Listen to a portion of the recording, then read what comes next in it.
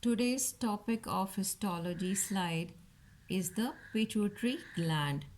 We will first discuss shortly about its embryological origin, which I would rather draw. It consists of the interior pituitary from the Rathke's pouch, or I would say the wall of the pharynx, grows upwards to form the adenohypophysis.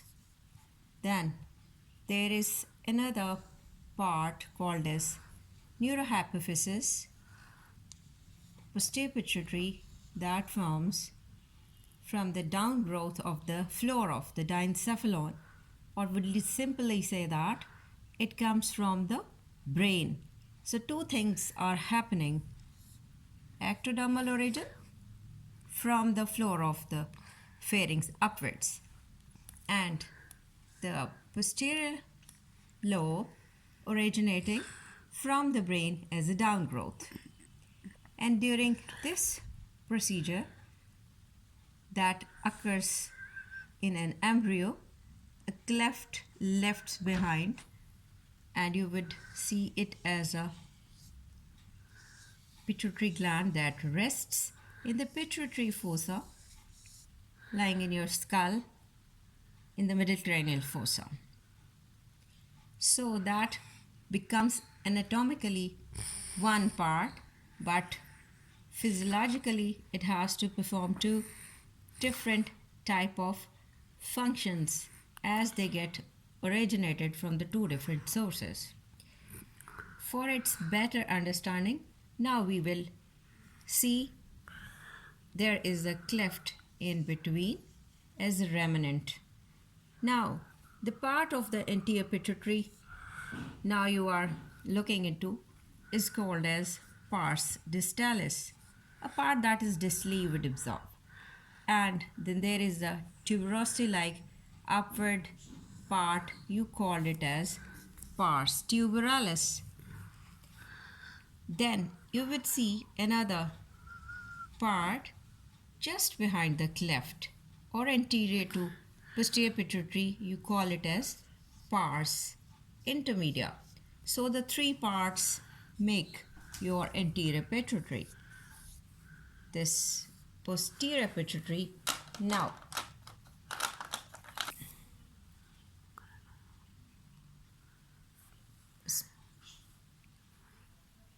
the posterior pituitary has the larger part called as pars nervosa, and there is its upward stalk called as infundibulum that basically connects it to the hypothalamus at the median eminence.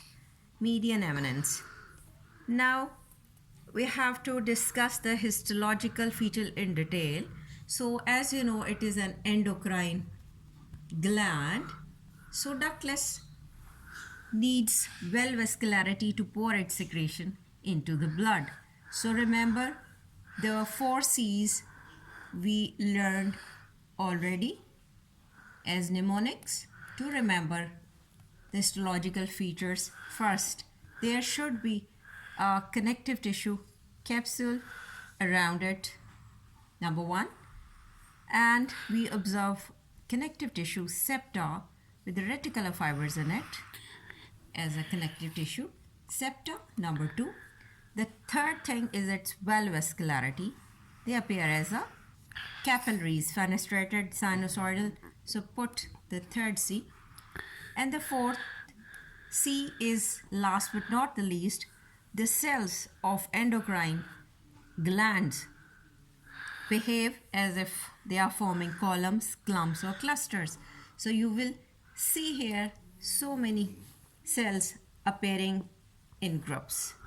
So these are the main headings you would observe. Now we have to see inside what cells are there. There are 2 varieties we observe. Number 1, the chromophobes. The number 2 is chromophils. Phobia, fear. 50% of the cells do not show the affinity for dye. So less stained.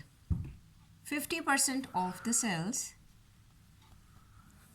show affinity for acidic and basophilic diet.